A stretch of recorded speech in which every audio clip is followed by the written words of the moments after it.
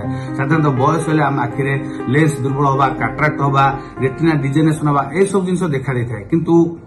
Under एमती आंटीअक्सीडेंट थाए जो खाइबा द्वारा ल्यूटिन और जियाजेंथिन खाइबा द्वारा आम अक्षर शक्ति बहुत दिन पर्यंत कि विजन पावर बहुत दिन पर्यंत ठीक रही है। अंडारे अत्यधिक मात्रा प्रोटीन थाए प्रोटीन जोटा कि आमर मसल्स बोन्स एवं शरीर अन्य अर्गान गुड़ा को डेभलपमेंट कर बहुत सहायक होता है मुख्यतः मसल्स मास कि मसल ग्रोथ होता है। आसत आज आम जाना प्रत्येक दिन आम जो 2टी अंडा खाइबा ताले कौन आम शरीर पर उपकार हो पाए। अंडा किंबा एग सारा विश्व रे सबु देश रे आम भारत रे एवं सबु राज्य रे गोटे अत्यंत लोकप्रिय खाद्य कहले भूल हेबनी। पिला आरंभ कर वृद्ध पर्यंत समस्त अंडा खाइबा पसंद करते किंतु अंडा खाइबा द्वारा आम शरीर में कौन कौन उपकारिता होता है ताहा भी आम अल्प बहुत जाना निहाती दरकार। अंडा एग गोटे न्यूट्रिशन भैल्यू थाए जोटा कि साधारणतः आम गोटे 6 फर्मुला मन रखीचे यथा जदि गोटे अंडारे प्राय 60 किलो कैलोरी एनर्जी थाए 6 ग्राम प्रोटीन थाए 5 ରୁ 6 ग्राम फैट थाए और 0 to 0.6 ग्राम कार्बोहाइड्रेट थाए ता सहित से बहुत प्रकार विटामिन मिनरल्स और इलेक्ट्रोलाइट थाए। जब आम विटामिन कहवा विटामिन ए विटामिन डी विभिन्न प्रकार विटामिन B12 विटामिन B1 थाए नियासिन थाए राइबोफ्लाविन थाए ता सहित फॉलिक एसिड थाए और विभिन्न प्रकार जो इनऑर्गेनिक मिनरल्स कथा कहूचे यथा आपनकर कैल्शियम हो सेलेनियम हो आयोडीन हो फॉस्फोरस हो ये सब विभिन्न प्रकार आमर उपादान अंडा थाए जोटा कि आम शरीर में बहुत उपकार। प्रथम आम आलोचना करबा अंडारे अत्यधिक मात्रा प्रोटीन थाए प्रोटीन जोटा कि आमर मसल्स बोन्स और शरीर अन्य अर्गान गुड़ा को डेभलपमेंट कर बहुत सहायक होता है मुख्यतः मसल्स मास कि मसल ग्रोथ होता है और पिला बहुत उपकार करें जोटा कि मसल ग्रोथ बहुत सहायक होता है और प्रोटीन ब्रेकडाउन हवा द्वारा बहुत एसेंशियल अमीनो एसिड अंडा खाइबा द्वारा मिलता है जोटा कि आम शरीर में निहाती आवश्यक।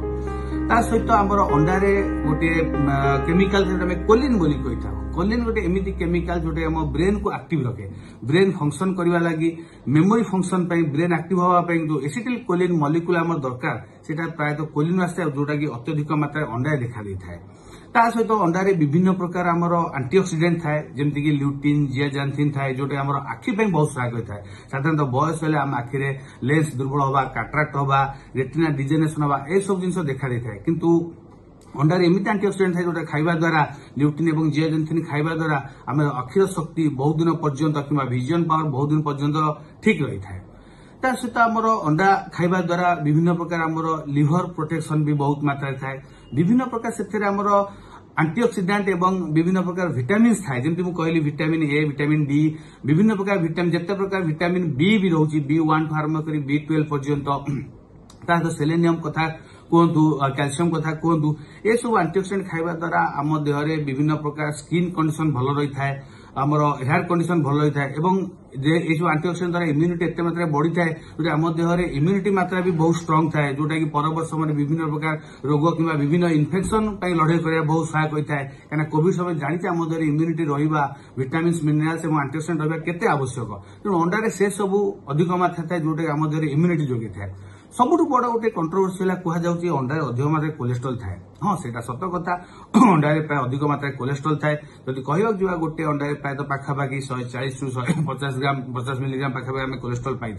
कि मुख्य जिन हूँ जहाँ स्टडी जना पड़ी अंडारे जो कोलेस्ट्रोल थाए सेटा जदिओ कोलेस्ट्रोल मात्रा बढ़ई थाए किंतु सेटा हमर जो भल कोलेस्ट्रोल जोटा एचडीएल आम को हाई डेंसिटी लिपोप्रोटीन कोलेस्ट्रोल ता मात्रा को अधिक बढ़े थाए आज compare to LDL low density cholesterol अपेक्षा एचडीएल मात्रा अधिक बढ़े थाए तो जदिओ कोलेस्ट्रोल मात्रा बढ़े किंतु सेटा हमर शरीर कौन अर्गान कि हार्ट कि ब्रेन क्षतिकारक नुहे बर से किसी भल कोलेस्ट्रोल थाए जोटा कि परवर्त समय आमर विभिन्न प्रकार कार्डियोवास्कुलर प्रोटेक्शन कि शरीर को उपकार देवाई सहायक होता है। गोटे कथा आम सब मन रखा जेहेतु अंडारे अत्यधिक मात्रा प्रोटीन थाए तो जो मैंने किडनी रोगी अच्छा से गोटे प्रिकसन हवा पड़ो कहीं क्षेत्र में हाई प्रोटीन डायटा सब क्षतिकारक होता है बर जदि ता छड़ा पिला आरंभ कर वृद्ध पर्यंत समस्त आम अंडा खाईपर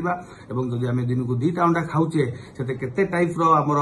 विटामिन थाए मिनरल्स थाए इलेक्ट्रोलाइट्स थाए आम सब जानिले तेणु आम को अर्गान कह गले ब्रेन हो आखि हो आमर लिभर हो आमर मसल्स हो स्किन हो देहर इम्यूनिटी हो इंटरनल ऑर्गन सब जिन किसी ना किसी प्रोटेक्शन फैक्टर अंडा पाई था तेणु साधारणतः आम कही था जे पिलाठू बुध पर्यंत जदि आप पारे सबुदिन आम अंडा सेवन कर अंडा खाई पारे निहाती आम शरीर बहुत उपकार हम।